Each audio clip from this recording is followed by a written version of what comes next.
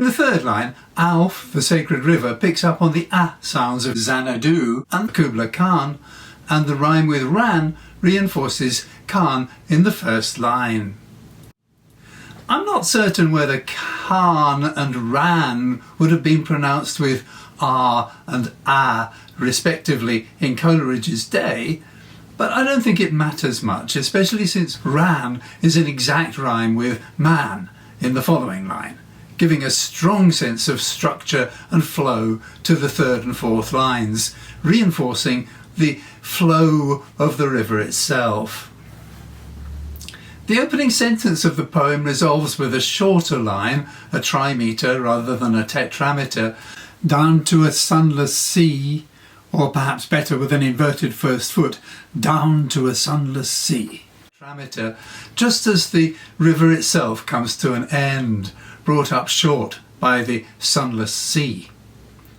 Again, Coleridge depends heavily on alliteration in these three lines. River ran, enhancing the sense of the river flowing, measureless to man, conveying a sense of the immensity of the caverns, and culminating in the sibilant S sounds of the sunless sea into which the river flows.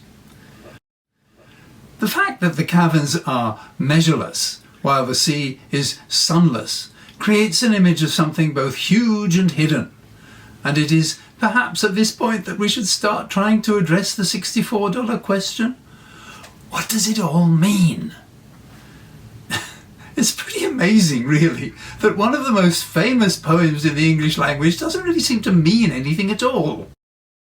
I don't mean by that it doesn't contain images, pictures we can visualize, just that there doesn't seem to be any thought content, any ideas or concepts underpinning the imagery and driving the poem forward.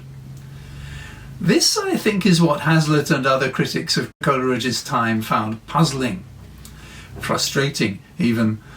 There is, as we shall see, a kind of thought process that comes to light in the final lines of the poem, but it's so slight and tenuous that it leaves us grasping frantically for some clue as to what we should make of it. We're going to need to read the poem right through before we can really get to grips with what it might mean, but we can at least pick out some of the elements in these opening lines and think about them.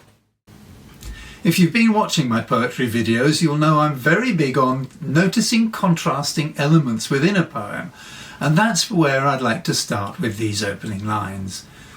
The first images Coleridge gives us are a stately pleasure dome and a sacred river, followed by caverns measureless to man and a sunless sea.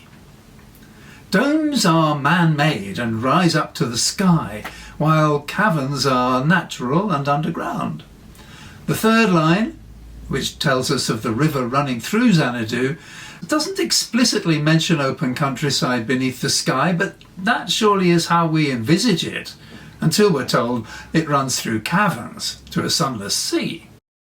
So there seems to be some kind of contrast being set up here between the man-made artifice of the pleasure dome, which rises up, and the downward flow of the river towards the caverns and the sunless sea.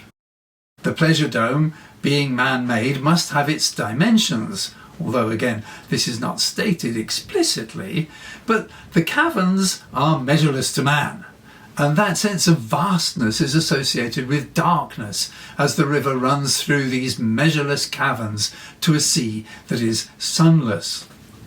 It's too early to say what that might add up to, or what it might all mean, but it's worth bearing in mind these contrasting elements to see whether they build up into some kind of pattern as we read further into the poem.